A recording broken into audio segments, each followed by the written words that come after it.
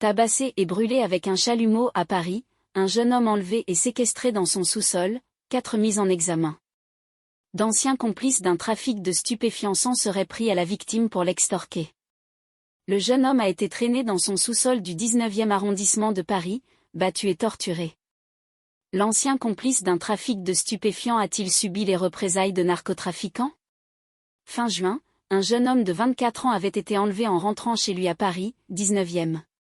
Ses agresseurs l'ont séquestré et torturé, a-t-on appris de sources proches du dossier. Selon nos informations, 4 hommes, âgés de 23 à 28 ans, originaires du même quartier que la victime ont été interpellés, mis en examen pour enlèvement, vol avec violence en bande organisée, violences aggravées et extorsion avec arme. Dans la nuit du 28 au 29 juin dernier, la victime rentre chez elle lorsqu'elle est interceptée par plusieurs personnes. Le jeune homme est emmené de force dans le sous-sol de l'immeuble où il vit avec ses parents.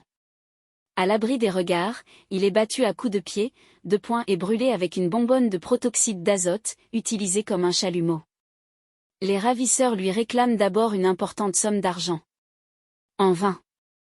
Le jeune homme est alors conduit dans son appartement et plusieurs objets sont volés, ainsi que 1 000 € en liquide. En sortant, toujours avec la victime, son père, qui tentait de s'interposer, est violemment secoué. Le jeune homme rentre finalement chez lui quelques instants plus tard. Sa voiture a été volée. Déjà agressée l'année dernière.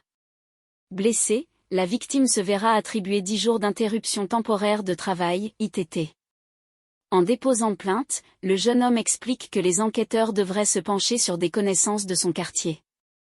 L'année passée, raconte-t-il aux enquêteurs de la police judiciaire, il avait déjà été agressé par 2 d'entre eux. Mais il avait finalement retiré la plainte et l'affaire avait été classée.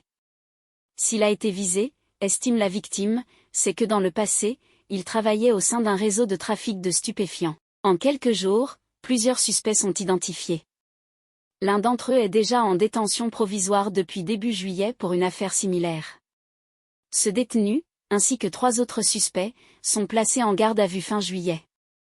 Tous gardent le silence face aux enquêteurs, l'un d'entre eux assurant avoir simplement été témoin de la scène. Ils ont tous été mis en examen et écroués.